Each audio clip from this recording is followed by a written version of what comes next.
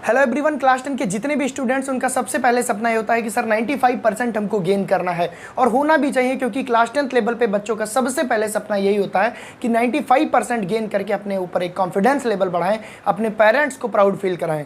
तो वो मूवमेंट अगर आप भी चाहते हैं अपने पेरेंट्स को प्राउड फील कराने के लिए, आज का वीडियो आपके लिए है।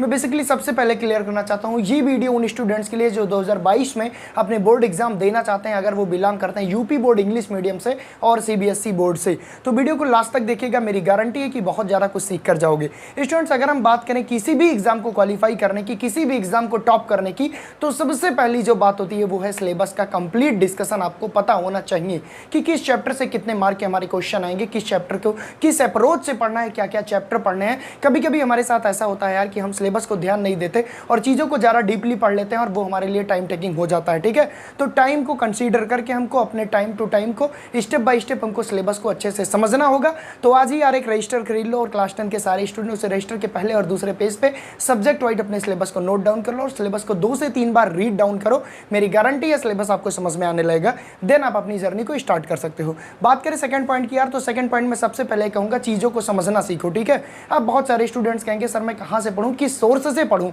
तो यार एक बात मैं हमेशा बोलता हूँ कि एक बुक को कई बार पढ़ना बहुत बेहतर है बजाय कई बुक को एक बार पढ़ना। तो सबसे पहले अपने ब्रह्मास्त्र को ले लेना यार। क्लास 10 के जितने स्टूडेंट्स हैं उनको बताना चाहता हूँ कि अगर आप यूपी बोर्ड इंग्लिश मीडियम के हो या सीबीएसई बोर्ड के हो तो आपके लिए सबसे अच्छी बुक यानी कि ब्रह्मास्त्र का जो काम करेगी वो आपकी एनसीईआरटी।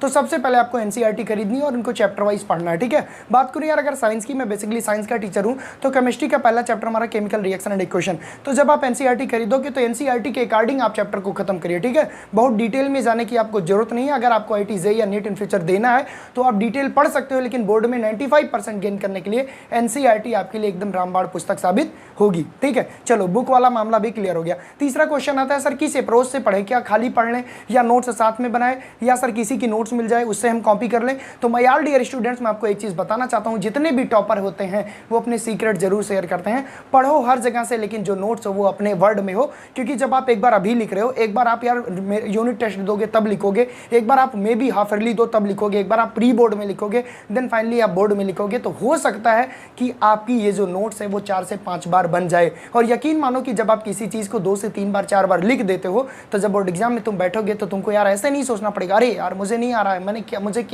मैंने क्या पढ़ा था मुझे समझ में नहीं आ रहा है। तब आपकी कलम नहीं रुकेगी और लगातार पेन कॉपी पर चलती रहेगी। ठीक है, तो तीसरी चीज़ मैं यही बताना चाहता हूँ यार, खुद की नोट्स पे ज़्यादा डिपेंड रहो। ठीक है, ये नहीं कि बड़े भैया से नोट्स मिल गई, उन्होंने टॉप किया था तो मैं भी टॉप कर जाऊँगा। उनकी मेंटालिटी, उनकी मेंटल एबिलिटी अलग थी और आपकी मेंटल एबिलिटी अलग है। ठीक है, आता हूँ चौथे पॉइंट पे कि सर और क्या करना चाहिए। तो यार सबसे पहले मैं बात कर दूँ कि कुछ चीज़ों को अवॉइड करना चाहिए। अवॉइड क्या करना चाहिए कि ये भी पढ़ लूँ वो भी पढ़ लूँ, ये भी फिक्स कंटेंट आपको पढ़ना चाहिए। क्लास 10 का सिलेबस बहुत छोटा है, अगर आप चाहोगे तो अक्टूबर माह तक खत्म कर सकते हो। नवंबर दिसंबर आप जम के राइटिंग प्रैक्टिस कर सकते हो, पीवाईक्यू कर सकते हो। आपके अपने चैनल गूगल केमिस्ट्री पे सारे पीवाईक्यू करवा दिए जाएंगे, पूरी क्लास 10 की साइंस खत्म करवा दी जाएगी। ठीक है, तो आप इस अकॉर्डिंग पढ़ो। चौथी चीज़ सर राइटिंग प्रैक्टिस कैसे करें, क्योंकि बोर्ड एग्जाम में सुने हैं सर जो ज़्यादा लिखता है वही ज़्यादा पाता है। बहुत ही अच्छी बात है, बिल्कुल स्टूडेंट्स, आपको कितना आता है मैटर ये नहीं करता, आपकी कॉपी आपके नॉलेज को रिप्रेजेंटेट करती है। तो जो स्टूडेंट्स काफ़ी ज़्यादा बेहतर रिप्रेजेंटेशन कर सकता है कॉपी का वो बनता है टॉपर।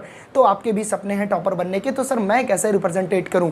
मैं सिंपली एक बात बोलना चाहता हूं, किसी भी आंसर में जितना ज़्यादा आप ग्राफिकल यूज करोगे, आप बोलोगे सर ग्राफिकल क्या है। बहुत सारे बच्चे लिखते हैं, क्या लिखते हैं कि यार साइंस की 3 ब्रांच है, physics chemistry math, 1 number 2 number 3 number, वही सॉरी फिजिक्स केमिस्ट्री बायोलॉजी। आप जानते हो कैसे लिखोगे, आप ग्राफिकल लिखोगे, साइंस उनके 3 पार्ट फिजिक्स केमिस्ट्री बायोलॉजी। बात को समझो, चीज़ें वही है लेकिन लिखने का तरीका अलग होता है। तो आपको ऐसे रिप्रेजेंटेशन करना है। ठीक है, ग्राफिकल का मतलब ये जहां पर हो सके ज़्यादा से ज़्यादा डायग्राम आपको डालना, because you are students of science. ठीक है, ये सारी चीज़ें आपको ध्यान में रखकर अपनी सेल्फ की नोट्स बनानी है। मेरी गारंटी है कि आप कॉन्फिडेंट महसूस करोगे। सर और चीज़ें क्या करनी है जिससे हम बोर्ड में आसानी से टॉप कर सकें। यार सबसे बड़ी चीज़ है आपको टाइम देना पड़ेगा। मैं एक चीज़ हमेशा बोलता हूँ, ठीक है, कि यार किसी भी चीज़ में सक्सेस होने के लिए हमको मेहनत की ज़रूरत नहीं पड़ती, हमको टाइम देने की ज़रूरत है। जब हम किसी चीज़ को टाइम देते हैं तो वो चीज़ हमारी हो जाती है। फॉर एग्जाम्पल एक अच्छा क्रिकेटर क्रिकेट अच्छा क्यों खेलता है, क्योंकि वो दिन भर सुबह शाम प्रैक्टिस करता है, इसलिए वो क्रिकेट में अच्छा हो जाता है। ठीक उसी प्रकार अगर आप यार अपने क्लास 10 के एग्जाम के लिए ज़्यादा से ज़्यादा टाइम दोगे,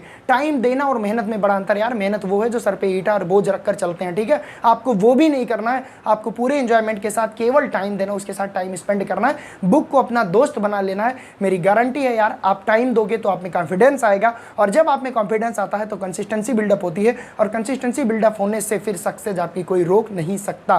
तो आई होप आप समझ गए होंगे कि कैसे कैसे आपको स्टडी करनी है। तीसरी चीज़ अगर मैं आपसे बोलूँ यार, एक किक स्टार्ट के लिए क्या करें, सबसे पहले तो एक बार पूरे चैप्टर को पढ़ा करो, ठीक है। फिर एक एक टॉपिक से रिलेटेड क्वेश्चंस को किया करो कि इस टॉपिक से कितने क्वेश्चन बोर्ड में पूछे गए हैं और कितने क्वेश्चन राइज हो सकते हैं। जब आप ऐसा करोगे तो नेक्स्ट टॉपिक के प्रति आपकी क्यूरियोसिटी बढ़ जाएगी, ठीक है। तो ये अप्रोच है आपके पढ़ने का, ठीक है। पढ़ाई का मतलब ये नहीं कि पूरा ब्रह्मांड हमने पढ़ लिया, पूरा ब्रह्मास्त्र खत्म कर लिया और उसका सारांश हमको पता ही नहीं है। जो भी चैप्टर पढ़ो वहां से ज़्यादा से ज़्यादा एमसीक्यूज करो, ज़्यादा से ज़्यादा क्वेश्चंस करो, क्योंकि आपको पता है बदले पैटर्न पे ज़्यादा फोकस एमसीक्यूज पे होंगे। तो मैं सारे स्टूडेंट्स को बताना चाहता हूं कि जब आप वैराइटीज आप क्वेश्चन करते हो तो वैराइटीज आप कॉन्सेप्ट आपके खुल जाते हैं। तो अगर आप ऐसी स्टडी करते हो तो आई होप यार आसानी से आप टॉपर बन सकते हो। और टॉपर का बस यही सीक्रेट है, खुद पे भरोसा रखो, खुद की मेहनत पे विश्वास रखो, समय दो और खुद की नोट्स बनाओ, खुद पर बिलीव करके चलते रहो, रुकना नहीं। एक बात गारंटी ले रहा हूं, 100% आप बोर्ड में टॉपर बन जाओगे, ठीक है। और गूगल केमिस्ट्री चैनल ऑलवेज अपने आपके सपनों को सपोर्ट करने के लिए खड़ा है। जहां भी डाउट हो नीचे टेलीग्राम ग्रुप की लिंक है,